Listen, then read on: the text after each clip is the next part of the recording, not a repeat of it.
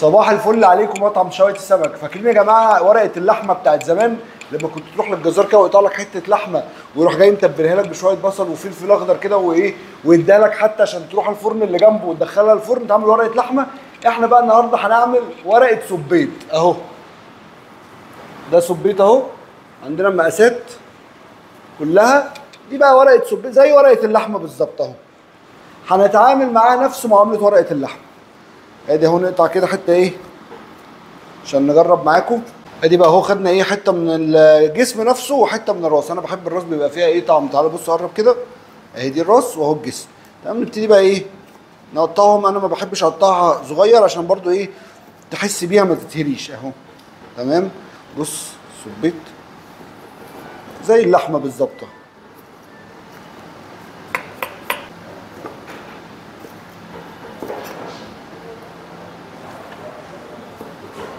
نشيل الجناحات عشان بيبقى فيها حته جوه ايه عايزه تتشال.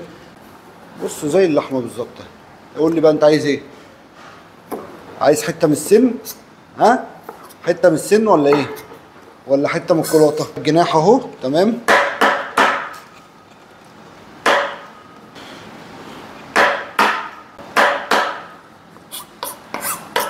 السبيط جاهز تمام.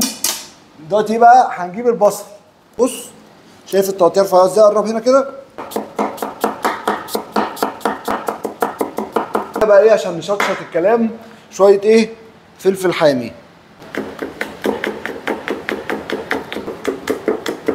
دلوقتي بقى ايه شويه فلفل اخضر بارد. طبعا ورقه اللحمه اللي على اصولها لا فيها فلفل الوان ولا فيها اي اختراعات، هو كده دي اللي كنا بناكلها زمان. ملح فلفل اسود جوز الطيب شويه شطه شويه كمون اللي انت عايزه يعني التوابل ايه. هنا بقى السر كله في الخطوه دي بتاعت الجزارين بتاعت زمان.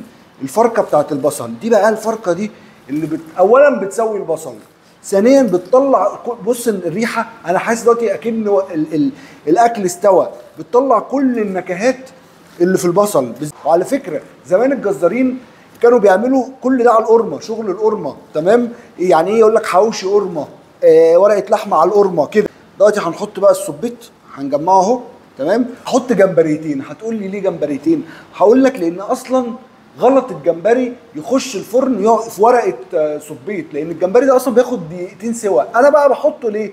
هو كده كده طعمه خلاص يعني ده طعمه هيختفي. انا بستخدمه اكنه توابل يعني مش هيبقى وحش طعمه بس خلاص هيبقى النكهه كلها راحت منه نزلت فين في السبيط. شويه سلايصات ليمون على شويه شبت اختياري، في ناس ما بتحبش الشبت. بص بقى دي حته توم بكرفس اللي هي تتبيله الجمبري، حته ايه صغيره بس تدي ريحه مع حته زبده تمام. عايز تشيل الزبده شيلها. بص بقى الجمال، بص بقى يا معلم الجمال.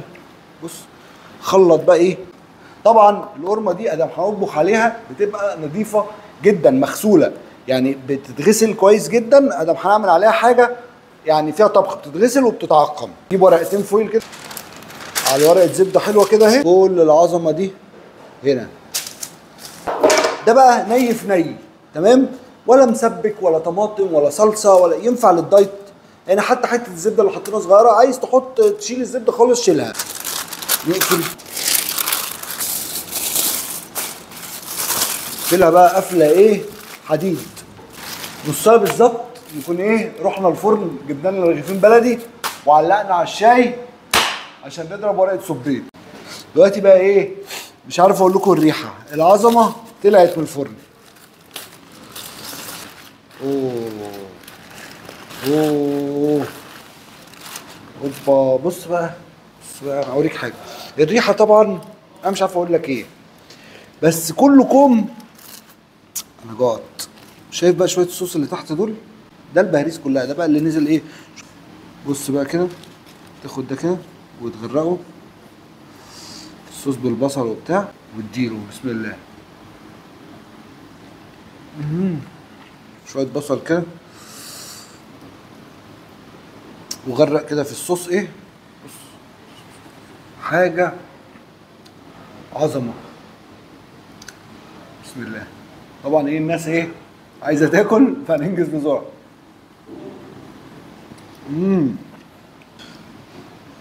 صباح الفل عليكم.